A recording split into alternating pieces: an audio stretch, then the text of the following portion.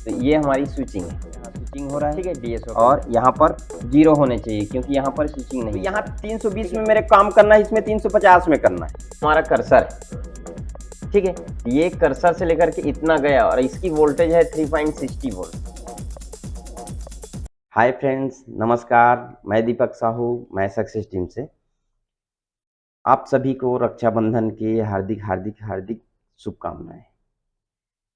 आज फिर से कुछ नया टॉपिक लेके आया हूँ। देखिए, मेरा तो हर बार यही कोशिश रहता है कि कुछ ऐसा टाइप का लेके आऊँ कि आप लोगों को लगे कि ये नया है, ठीक। तो अब आज के जो वीडियो में है सनशाइन का DT17N मीटर के बारे में, कि इस मीटर के आप में जो ऑप्शन दिया गया है हर्ट्ज का, फ्रीक्वेंसी का, जहाँ पर हम लोग फ्रीक्वेंसी टेस्ट करते हैं, तो इसका यूज बताऊंगा आज के वीडियो में। और इसका यूज हमको लेना कहाँ कहाँ पर है, जैसे कि जितनी भी हमारी स्विचिंग लाइन होती है, हम उस स्विचिंग लाइन को चेक करना है तो हमको चाहिए होता है डीएसओ, ठीक है। तो विदाउट डीएसओ हम इस मीटर के माध्यम से हम उस लाइन को कैसे चेक करेंगे। एग्जांपल फॉर जैसे कि लाइट सेक्शन के अंदर में यदि आपका स्विचिंग जब तक नहीं होगा तब तक आपकी लाइट का जो वोल्टेज बनता है 20 से 30 वोल्टेज, 15 से 30 वोल्टेज, जो भी वोल्टेज बनते हैं, वो जब तक स्विचिंग नहीं होगा तब तक तो हमारा लाइट जलेगा नहीं, ठीक है। तो जैसे कि उस जगह की स्विचिंग को चेक करना, VSN VSP की स्विचिंग चेक करना, और उससे छोड़ करके जितने सारे बक है जहाँ जहाँ हमारी स्विचिंग होती है, वो सारे सेक्शन के अंदर में हम स्विचिंग चेक कर सकते हैं इस मीटर के माध्यम से। तो उसी को मैं इस वीडियो के अंदर मैं ओपन करने वाला हूँ और बताने वाला हूँ कि उसको चेक कैसे करना है, और डीएसओ में भी चेक करके बताऊंगा और मीटर में भी चेक करके बताऊंगा, ठीक है। और दूसरी बात, पहला तो ये हो गया, दूसरा मैं आपको दूंगा 857 DW+, जो मैं पहले भी वीडियो डाला था कैलिब्रेशन का, उसमें समझाया था, बहुत सारे लोग नहीं समझ पाए थे, तो मैं ओनली सिर्फ 857 DW+ को ही इस मीटर के अंदर में बताऊंगा कि आपको कितने में सेटअप रख के आपको आईसी निकालने लगाने का काम करना है, ठीक है। वो रियल टेम्परेचर मैं उसमें सेट करवा दूंगा और इसी मीटर के माध्यम से करवाऊंगा। तो चलिए आगे बढ़ते हैं, पसंद आएगा वीडियो। तो अभी मेरे पास कौन सा मॉडल है, नोट 4, ठीक है। नोट 4 में मैं आपको चार्जिंग कॉइल होता है, ठीक है, चार्जिंग कॉइल की स्विचिंग को मैं डीएसओ में भी बताऊंगा और इस मीटर में बताऊंगा कि इस मीटर में कैसे दिखाएगा, और यदि जहाँ पर फ्रीक्वेंसी नहीं बनेगा वहाँ पर क्या रीडिंग देगा, ठीक है। दोनों को उसको एक में मैच करके बताऊंगा। तो सबसे पहले मैं इसकी चार्जिंग कॉइल को ले लेता हूँ, ये थोड़ा सा सीधा कर देते हैं जी। ये रहा हमारा, ये नोट 4 का चार्जिंग कॉइल है, ठीक है, ये वाला यहाँ पर। तो यहाँ पर क्या है, ये हमारी स्विचिंग एरिया है और ये वाला हमारा नॉन स्विचिंग है, ये आउटपुट है, ये VPH पावर है, ये वाला लाइन, और थोड़ा स्केच कर देता हूँ, और ये वाला हमारी स्विचिंग लाइन है। हाँ, ये आईसी की आउटपुट यहाँ से स्टार्ट होगी, यहाँ से लेकर के आईसी तक हमारा स्विचिंग होना है। हमको जो भी फ्रीक्वेंसी चेक करना है स्विचिंग, वो यहाँ से इस आईसी तक का चेक करना होता है, ठीक है। तो हमको यहाँ स्विचिंग मिलनी चाहिए और यहाँ पर नहीं मिलनी चाहिए, ओनली वोल्टेज आउटपुट मिलनी चाहिए, ठीक है। तो इसको मैं सबसे पहले मैं डीएसओ में बताता हूँ आपको। तो डीएसओ के अंदर में मैं स्विचिंग चेक कराता हूँ कि यहाँ पर स्विचिंग की कैटेगरी क्या है। ये हमारी स्विचिंग लाइन है, ठीक है। सॉरी, एक मिनट, मेरा यूएसबी लगा नहीं है, मैं यूएसबी लगा देता हूँ पहले। ये मैं लगा दिया यूएसबी, और ऑलरेडी डीएसओ का एक ग्राउंड दे के रखा हूँ इसमें बोर्ड में, ठीक है। तो यहाँ पर हमारी स्विचिंग होनी चाहिए, तो ये हमारी स्विचिंग है, ठीक है, डीएसओ के अंदर देखिए, ठीक है। और यहाँ पर जब हम चेक करेंगे तो यहाँ पर ओनली हमको वोल्टेज मिलने चाहिए, आउटपुट। देखिए यहाँ पर ओनली वोल्टेज आउटपुट, इसकी कर्सर को मैं बराबर लेवल में लेके चलता हूँ, ये हमारा कर्सर है, ठीक है। ये कर्सर से लेकर के इतना गया और इसकी वोल्टेज है 3.60 वोल्ट। यहाँ पर जो वोल्टेज बन रहा है वो 3.60 वोल्ट यहाँ पर बन रहा है, लेकिन यहाँ पर कोई स्विचिंग देखने के लिए हमको नहीं मिल रहा है। लेकिन इसी की कॉइल की आउटपुट में यदि हम स्विचिंग चेक करेंगे तो यहाँ पर हमको स्विचिंग के साथ में वोल्टेज मिलने चाहिए। तो स्विचिंग के साथ में 360 का वोल्टेज भी मिल रहा है और स्विचिंग भी मिल रहा है। ठीक है, ये डीएसओ का हो गया। यदि हम इसी को मीटर से चेक करेंगे तो मीटर में क्या होगा, इसका फंडा थोड़ा अलग है। मीटर को सबसे पहले हमको हर्ज ऑप्शन HZ जो लिखा हुआ है परसेंट, यहाँ पर हमको सेट करना है। मीटर को सेट करने के बाद में जब हम प्रोब को उठाएंगे, उठा करके जब हम ग्राउंड में रेड प्रोब को जब डालेंगे, ठीक, रेड प्रोब को हम डालते साथ ही, रेड प्रोब को यहाँ पर हमारे डालते साथ ही इस मीटर में कई बार रीडिंग आना स्टार्ट कर देगा। ये आया ना, तो हमको इसको इग्नोर करना है। ठीक है, तो फिर से मैं उसी जगह जा रहा हूँ।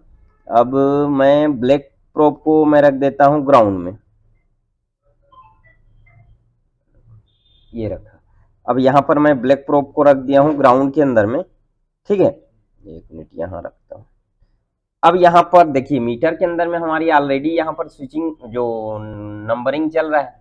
ठीक है, तो हम जैसे ही स्विचिंग के जगह में रखेंगे तो ऑलरेडी ये देखिए पर्टिकुलर यहाँ पर 2 मेगाहर्ट्ज की स्पीड के अनुसार से लगभग स्विचिंग दिखा रहा है। ठीक है, तो मीटर एक मोटा कैलकुलेशन लेके चलेगा, डीएसओ बारीकी कैलकुलेशन लेगा, जितना दिखाएगा उतना डीएसओ में दिखाता है, और मीटर में हाईएस्ट को पहले कैचअप करता है। तो यहाँ पर स्विचिंग हो रहा है। यदि यहाँ पर स्विचिंग नहीं होता तो क्या करता, 2 सेकेंड तक यहाँ पर नंबरिंग दिखाता और 0 हो जाता, तो समझ जाते कि यहाँ पर कोई भी स्विचिंग नहीं हो रहा है। अब हम इसी प्रोब को कॉइल के जिस एरिया में रखेंगे जहां पर स्विचिंग नहीं हो रहा था, तो यहां पर रखने के बाद ये 0 होनी चाहिए। अगर कुछ देर दिखाया 2 सेकेंड उसके बाद 0 होता है तो पर भी कोई दिक्कत नहीं, मतलब हमको पता तो चल गया कि यहाँ पर कोई स्विचिंग नहीं हो रहा है। ठीक है, और इसी को जस्ट फिर से यहाँ पर रख रहा हूँ तो यहाँ पर स्विचिंग आ जाएगा। ये देखिए इधर वर्क कर रहा है, इधर स्विचिंग हो रहा है। ठीक, जहां पर भी फ्रीक्वेंसी रन करेगा वहां पर ये मीटर काम करेगा। लेकिन अगर इसकी लिमिट 18 मेगाहर्ट्ज से ऊपर होता है तो वो ये मीटर कवर नहीं कर पाएगा। तो हमको हो सके ना तो जो स्लिप क्लॉक है और बीबी क्लॉक है, ये दोनों लाइन को इससे टेस्टिंग नहीं लेना है, क्रिस्टल वाली लाइन को। अगर उसको लेना है तो मीटर ही ले लो, कम से कम 50 है तो 100 मेगाहर्ट्ज का मीटर ले लो। तो उसमें आप इस मीटर से भी चेक कर सकते हो क्लियर कि कितनी मेगाहर्ट्ज की फ्रीक्वेंसी आ रहा है। जैसे कि हाईएस्ट फ्रीक्वेंसी अगर चेक करना है तो मीटर हाईएस्ट फ्रीक्वेंसी वाली लेना पड़ेगा। लेकिन फिलहाल हमारे पास तो ये ऑलरेडी जितने भी टेक्नीशियन है 80% लोगों के पास में है, ये चेक करने की विधि उनको पता नहीं है। तो उसी को इस वीडियो में मैं ओपन कर रहा हूँ कि ये हर्ट्ज जो लिखा हुआ है इसमें सेटिंग में करने के बाद में जैसे हम ग्राउंड प्रोब रखेंगे, एक प्रोब ही रखा हूँ यहाँ पर, देखिए एक प्रोब रखा हूँ यहाँ पर, रीडिंग देना स्टार्ट कर दिए, ये प्रोब हमारा बाहर है। ठीक है, लेकिन जैसे ही कोई एरिया में रखेंगे जहां पर बोर्ड के अंदर में जहां पर स्विचिंग नहीं होता होगा, तो वहां पर रखते साथ ही वो ओनली सिर्फ गायब हो जाएगा वहां से 0। जैसे कि यहाँ पर नहीं हो रहा है तो ये 0 होनी चाहिए, तो यहाँ पर ये 0 जाना चाहिए, कुछ देर रुकना, ये 0 चला जाएगा। ये देखिए 0 हो गया। ठीक है, हम एक पर्टिकुलर याद रखना कि हम जहां पर रख रहे हैं वहां पर यदि स्विचिंग हो रहा है तब वहां पर ये कंटिन्यू यहाँ पर हाँ फ्रीक्वेंसी यहाँ पर दिखाएगा। और इसी कॉइल के मैं फिर से दूसरे सिरे में कर रहा हूँ तो यहाँ पर 0 होनी चाहिए कुछ देर रुकने के बाद। नहीं आएगा, ये देखिए 0 हुआ ना मीटर में, तो ये 0 कंडीशन। जैसे कोई भी वोल्टेज लाइन को मैं पकड़ लेता हूँ, कोई भी एक यहाँ पर कैपेसिटर में से एक लेता हूँ, यहाँ पर लेता हूँ, ये वोल्टेज लाइन है। देखिए यहाँ पर रुकिए, सॉरी, यहाँ पर कोई एक जगह को लेते हैं, जैसे कि मान लीजिए अभी तो लाइट सेक्शन इसमें चालू नहीं है क्योंकि हमारी एमएमसी ऑलरेडी जो बोर्ड पकड़ा हूँ उसमें निकला हुआ है। तो हमारी जो स्विचिंग एरिया है लाइट सेक्शन का, तो वो हमारी स्विचिंग एरिया डायोड के ये सिरे में स्विचिंग होता है। तो यहाँ पर जैसे ही रखूंगा तो ये नहीं आएगा, यहाँ पर स्विचिंग 0 होनी चाहिए क्योंकि यहाँ पर स्विचिंग नहीं हो रहा है। ठीक है, ये 0 हुआ। ठीक है, अगर ये लाइट सेक्शन है यहाँ पर हमको स्विचिंग चेक करना है, जैसे ही लाइट जल रहा है तो उस कंडीशन में यहाँ पर स्विचिंग स्टार्ट होगा, वहां पर आपको यहाँ पर ये नंबरिंग देखने के लिए मिलेगा, हर जो भी फ्रीक्वेंसी यहाँ पर आएगा। ठीक है, ऑन कंडीशन में। तो ऐसे कई सारे सेक्शन है जहां पर ये मीटर की मदद से ना आप बहुत सारे सिग्नल को आप चेक कर सकते हो। तो अभी हम लोग जो चेक किए थे वो था हमारी चार्जिंग कॉइल का स्विचिंग चेक किए थे, और अभी हम जितने भी बक सर्किट है पावर के नियर बाय, इस वाले सर्किट का हम स्विचिंग चेक करेंगे। प्लस इसकी जो चेक करोगे वो आपको कहाँ कहाँ पर अप्लाई करना है। जैसे कि मान लिया जाए पावर आईसी के जितने भी बक कॉइल हैं उसकी टेस्टिंग ले सकते हो, चार्जिंग कॉइल का, आपकी VSN VSP के जो कॉइल होंगे जहाँ से नेगेटिव पॉजिटिव जनरेट होता है वहाँ पर भी आप स्विचिंग चेक कर सकते हो इस मीटर के माध्यम से। ठीक है, तो इसकी पावर के जगह का मैं टेस्टिंग आपसे करवाता हूँ। जैसे कि यहाँ पर 3 6 7 कॉइल लगे हैं। ठीक है, 7 कॉइल में से तो एक कॉइल इसका स्विचिंग नहीं होगा क्योंकि वो एक मॉडेम का रहेगा। मॉडेम का हमेशा ऑन होने के बाद में आप चेक कर सकते हो उसको। ठीक है, तो यहाँ पर मैं सबसे पहले नीचे वाले को पहले मैं DSO में क्लियर करवाता हूँ कि कौन कौन सा कॉइल में स्विचिंग हो रहा है। यहाँ पर सबसे पहले मैं पहला नंबर के कॉइल को मैं चेक करता हूँ। ठीक है, तो आराम से चेक करना होगा क्योंकि अगल बगल में कंपोनेंट है। ये देखिए यहाँ पर ये स्विचिंग हो रहा है।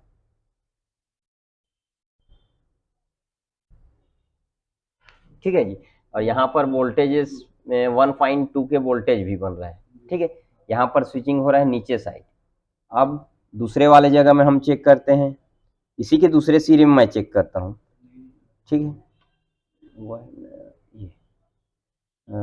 ये रहा, यहाँ पर सिर्फ ओनली वोल्टेज वहाँ पर बन रहा है। ठीक है, लेकिन स्विचिंग नहीं है यहाँ पर। ठीक है, तो वन वे स्विचिंग है इसका। इसके बाद दूसरे वाले कॉइल को देखते हैं। तो तीसरे वाले का यहाँ पर स्विचिंग है। ठीक है, इसके नीचे सिरे में हम देखते हैं, यहाँ पर ओनली वोल्टेज बन रहा है, यहाँ पर कोई स्विचिंग नहीं है। ठीक है, ये देखिए। अब इस साइड वाले को देखते हैं, तो पहला नंबर को देखता हूं मैं, यहाँ पर स्विचिंग हो रहा है। यहाँ पर स्विचिंग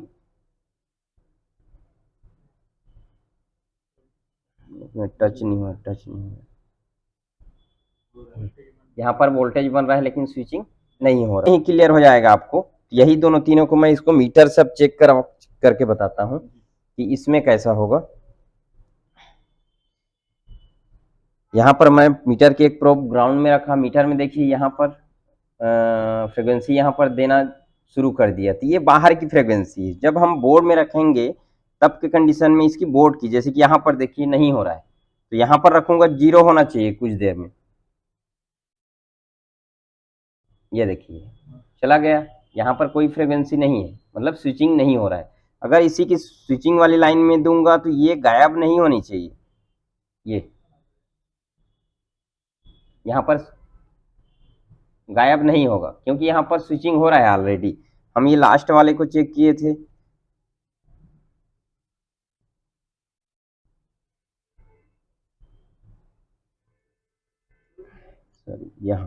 यहाँ पर स्विचिंग नहीं होनी चाहिए क्योंकि नहीं हो रहा था। यहाँ 0 होनी चाहिए, 0 हुआ। ठीक है, अब इसके बाद में यहाँ देखते हैं तो यहाँ पर पर्टिकुलर स्विचिंग दिखाना चाहिए। ठीक है, ये स्विचिंग हो रहा है। अब सीधा मैं ये कॉइल में आता हूँ, तो यहाँ पर स्विचिंग होनी चाहिए, यहाँ पर गायब नहीं होनी चाहिए, यहाँ पर कंटिन्यू दिखाना चाहिए। ठीक है, तो यहाँ पर कंटिन्यू है, उसके आउटपुट साइड में 0 होनी चाहिए। ठीक, 0 हुआ, तो यहाँ पर हमारी स्विचिंग हो रहा है, तो यहाँ पर पर्टिकुलर कंटिन्यू रहेगा, हुआ। ठीक है, यहाँ स्विचिंग हो रहा है और यहाँ पर 0 होने चाहिए क्योंकि यहाँ पर स्विचिंग नहीं हो रहा है। ठीक है, तो कुल मिलाकर के इसके जितने भी स्विचिंग एरिया है, कम से कम ये मीटर है तो हमको स्विचिंग एरिया पता चल जाएगा कि नेगेटिव पॉजिटिव वाला हो गया, जितने भी बक सर्किट के हो गए, जहाँ जहाँ हमारी स्विचिंग मिलता है और किस टाइम में मिलता है ये आपको पता होनी चाहिए, तब वहाँ पर स्विचिंग चेक करना होगा। और आपको उस लाइन का पता नहीं है कि वहाँ पर स्विचिंग होनी चाहिए कि नहीं होनी चाहिए, कि कितने टाइम स्विचिंग होनी चाहिए, उस चीज़ का यदि जानकारी है ना, तो ये मीटर से आप सारी जितने भी स्विचिंग एरिया है वो सारे स्विचिंग एरिया में आप उसकी फ्रीक्वेंसी चेक कर सकते हो। और पता लगा सकते हो कि यहाँ पर जैसे कि मान जाए यदि आपका VSN VSP नहीं बनता है तो आप उसकी क्वाइल को आप चेक कर सकते हो कि वहां पर स्विचिंग हो रहा है कि नहीं हो रहा है। अब ओनली सिर्फ आप ये चेक करते हो कि वोल्टेज आउटपुट हो रहा है कि नहीं, हाँ भाई -5 वोल्ट नहीं बन रहा है, नहीं बन रहा है तो उसके क्वाइल को तो चेक करके देख लो कि वहां पर स्विचिंग हो रहा है कि नहीं हो रहा है। तो उस चीज के लिए इसका यूज आप ले सकते हो, यदि आपके पास में है ये मीटर तो उस चीज का बेनिफिट आप इस मीटर से आप ले सकते हो।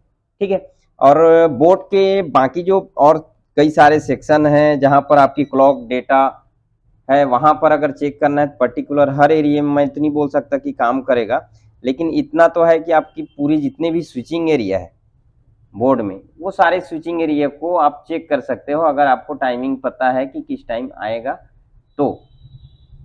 ठीक है, तो चलिए अब करते हैं कैलिब्रेशन 857 को। ठीक है, देखिए सबसे पहले तो ये मीटर DT17N होनी चाहिए और ये वाली थर्मल केबल होनी चाहिए जो इसके साथ देता है।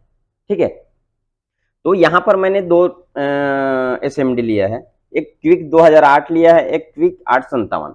तो मेरे को इस टेम्परेचर से इस टेम्परेचर में सेट करना है। देखो मेरे पास में यदि कोई ओके SMD है, उसकी टेम्परेचर मेरे को सही लग रहा है तो उससे इसको मिलाना है।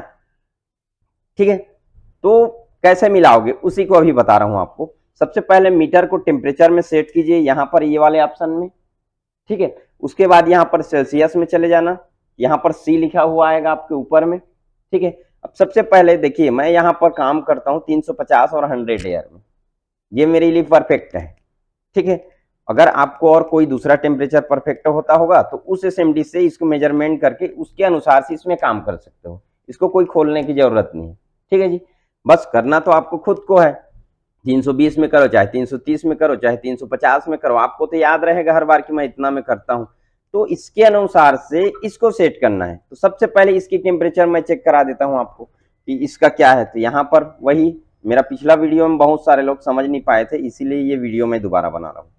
ठीक है, यहाँ पर मैं इसको सेट कर दिया, यहाँ पर है 350। ठीक है, तो ये देखिए राउंड फिगर ये 350 आ गया इसका टेम्परेचर। थोड़ा देर रुक जाना, ऊपर नीचे थोड़ा देर में बराबर कैलकुलेशन आता है। तो यहाँ पर वही राउंड फिगर 5-10 का ऊपर नीचे चलेगा, 5 के आसपास ऊपर नीचे आता है। यहाँ पर मैंने सेट किया 350 और यहाँ पर भी आ रहा है 350, इससे मैं काम करता हूँ, ये परफेक्ट है मेरे लिए। अब यही टेम्परेचर में इसको सेट करना है। ठीक है, कि इसमें कितने में काम करना है। ठीक है, तो मैं इसको हटा देता हूं, मेरे को याद हो गया कि यहाँ पर 350 मेरा इस मीटर के अंदर में सेल्सियस दिखाना चाहिए। अब मैं क्या करूंगा, इस वाले को उठाऊंगा और इसको 350 मीटर में देखना है मेरे को कि 350 कितने में आता है। ठीक है जी, अब इसकी वायर को इसमें कर देता हूं मैं।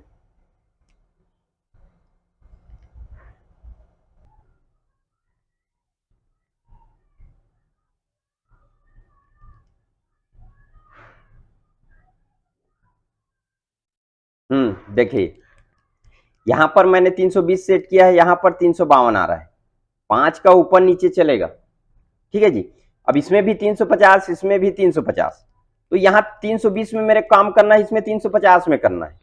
ठीक है, यहाँ पर देखिए 350 सेट है ये, और यहाँ पर 320, तो मेरे को ये ऊपर नीचे थोड़ा सा होते रहेगा, ये हिलेगा तो राउंड फिगर आपको मिलाना है।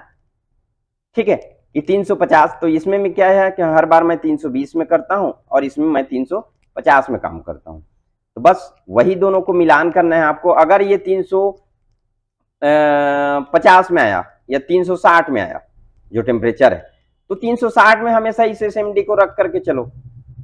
ठीक है, जरूरी नहीं है कि आपको 350 ही रखना है, यहाँ पर इसके अनुसार 310 में काम करता है, 310 के अनुसार से काम करके देखो, 10 का ऊपर नीचे चलेगा, ये याद रखना।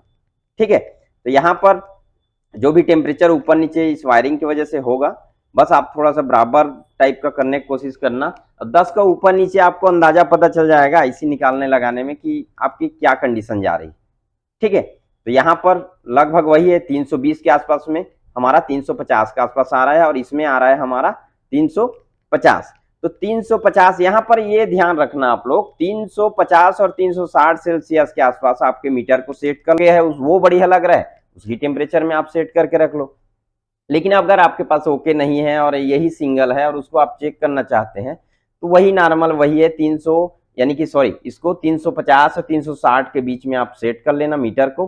350 और 360 यहाँ पर आने चाहिए। आपके एसएमडी में 3 से 4 के एयर दे दीजिए और उसको सेट कीजिए कि हाँ 350-60 जितना में आया उतना में आप काम करके एक बार ट्राई करके देखिए क्या वो परफेक्ट टेम्परेचर में आया कि नहीं आया।